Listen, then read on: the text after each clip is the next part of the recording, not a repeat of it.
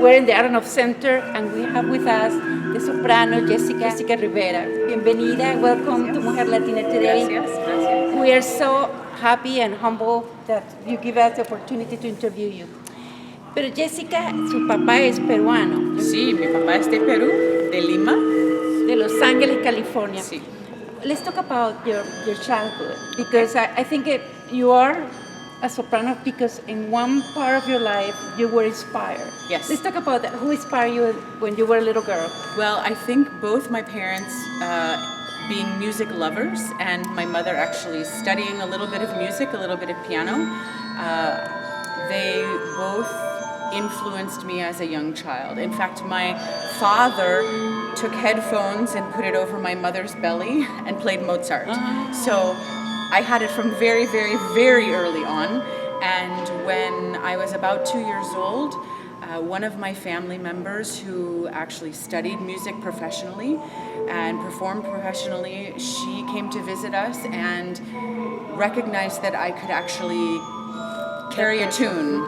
And so she suggested to my family that they might consider giving me some sort of elementary music education. So I started piano at age 5. And then when I was about 8 years old, we went to visit my great-grandmother in Maryland, my mother's grandmother. And I offered to sing for her and all of her friends who lived in the home. And one of her friends had been an elementary music school teacher, and she said something extremely prophetic to my grandparents. She said, "You might consider getting voice lessons for your granddaughter because you may have a prima donna on your hands." So oh my God. that was the beginning of my... But did your parents say, okay, we will do that? Yes. That was a teamwork. No, my grandparents actually followed up on it. My grandparents, when I returned to Los Angeles with them, they asked my piano teacher if she could recommend a voice teacher, and she said yes, and I went for an audition, and my voice teacher took me on as a voice student, her youngest voice student, and I started just about a month before I turned 9 years old. But you find your passion and so young, because usually we are like, oh, I don't know what to do with my life. Exactly. You find a passion, you found a team that helps you to follow your dreams. Yes. So through your career, you went to Pepperdine University. Yes, I think did. it's in Malibu. In Malibu. Malibu. Sí. I remember that. Sí. And then you went to USC. Yes. University. Absolutely. Tell me about the most difficult obstacle that you have found, in those times that you were like, should I, because insecurities maybe or not, or maybe it's me. Well, no, it's very true. When you tell your parents that you would like to study music, they may be nervous that because it takes a lot of hard work. It takes talent, which I had, but I think that it takes a lot of hard work and a lot of determination, and you don't always know if you are going to get a break. And thankfully, the voice teacher that I studied with was very well connected in Southern California.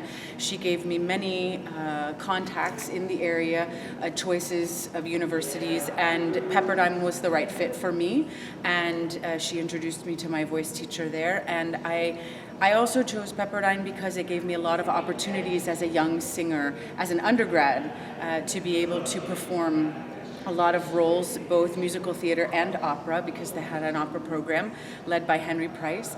And so that opportunity to study at Pepperdine introduced me to a woman who was on the Board of Regents there at Pepperdine.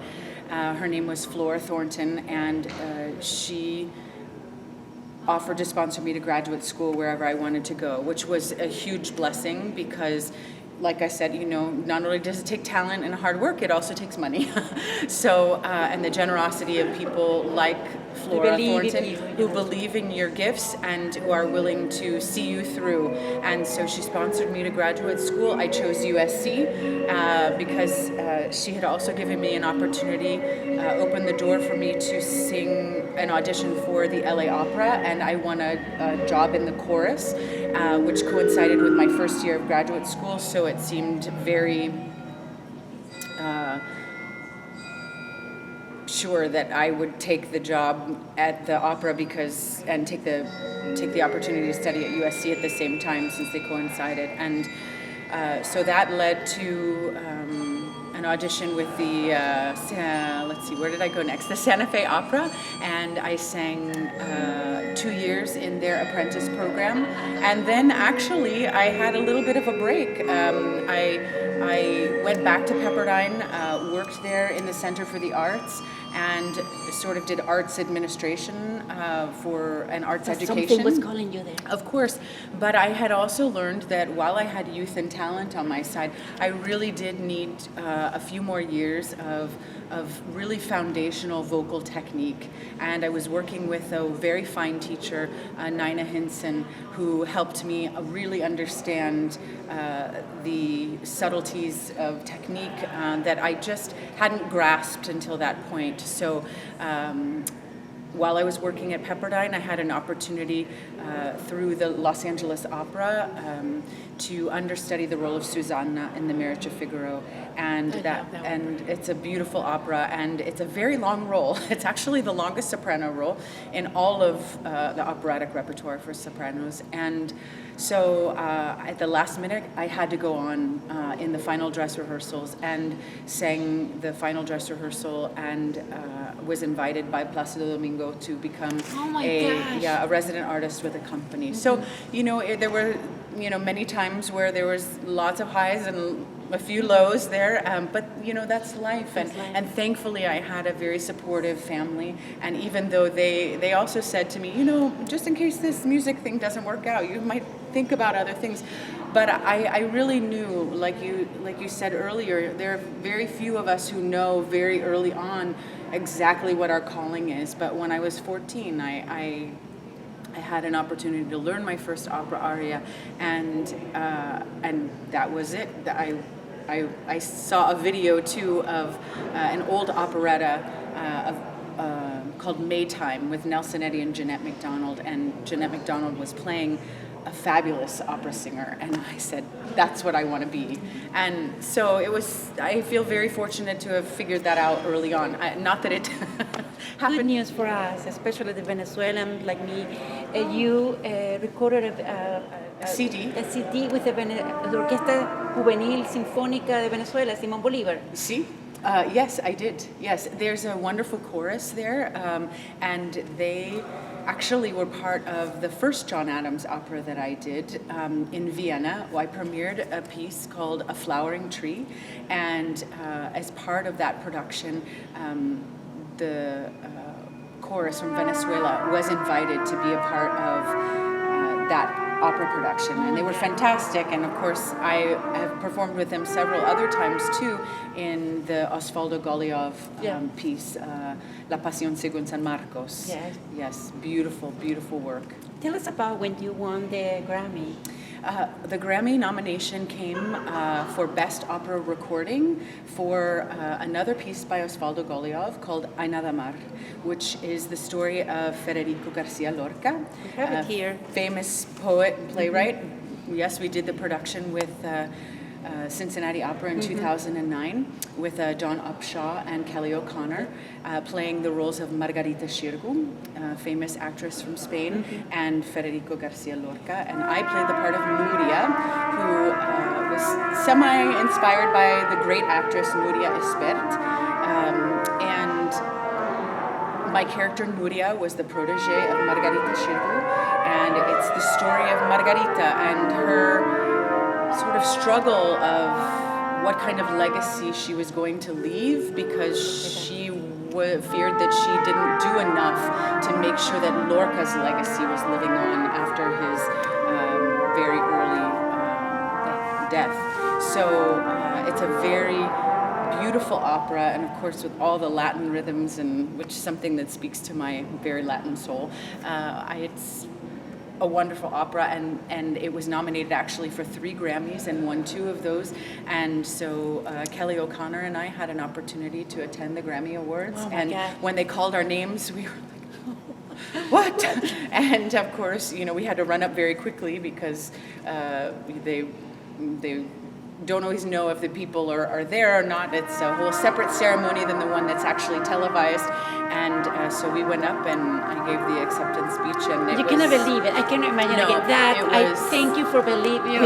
It's like it was one of the most surreal moments of my life, and I'm very grateful I never anticipated anything like that happening. I felt like I'd already experienced so many enormous blessings beyond what I had thought would happen to me in my career. I just wanted to be a singer, and to have that kind of recognition is sort of like a stamp of approval that you have done something really great. And I mean, of course, I was a part of a much, greater collection of artists that were part of that project, and certainly Osvaldo Golijov, who wrote it, and it's just incredible to be a part of that kind of project that is, really one of the defining moments of our current musical history. So it was a thrill. Well, she's such a talented person, but she's in Ohio, and we're so happy that she's here. But let's talk about the Bohème and the Musetta. Well, I'm playing the role of Musetta, who is a cafe singer. She's also the girlfriend of Marcello, sort of on again, off again girlfriend. And she is very much larger than life. She loves to be the center of attention. But as we discover towards the end of the opera, especially in the fourth act, she's very human, that she is very much in touch with the very human elements of life, and how important it is to love deeply, and also how important it is to care for other people. And in the moment that Mimi is dying, she actually is the one who says, I will sell all my material possessions to make sure that she has medicine, and I will go get the muff that will keep her hands warm, and things like that. So she really does have a heart of gold. She's the kind of friend that you want when you're going through something really difficult like that. And but she's a ton of fun to play, especially in the Act 2 scene where she's singing her big waltz, which most people, even if they don't know anything about opera, they probably know that melody and that tune. So, but this is one of my favorite operas. It actually probably is my favorite opera because I really am. I'm a sucker for a love story, and I think that ultimately this is what this opera is about. It's about love, and it's about life, and it's about what happens to you in the course of a lifetime, even your young life. Mimi dies very young, but what a defining moment for all the young characters in this opera. So the music is obviously gorgeous, and Puccini wrote this genius score, and it's I think for anybody who is thinking, I don't really like opera, it's not my thing, this would be the best opportunity for you to come and enjoy it for the first time, because it's one of those operas that it happens and you think, oh, that was an opera, I really liked that, because it's such a beautiful story and told with such beautiful music that you don't feel like it's something that's elite. It's something that's very natural, and the way this production is, it's very natural and very inviting, because it's about life, and all of us are living that. So what a great way. La Bohème is the June 15, 17, 22nd, and 24 at 7:30. Tickets are still available, CincinnatiOpera.com. And please, let's come and celebrate nuestra hispana de Ohio con raíces de California. ¿Algún mensaje para la comunidad? Some message for the community? Gracias. And please come and enjoy. Thank you so much, and I think you'll really enjoy it.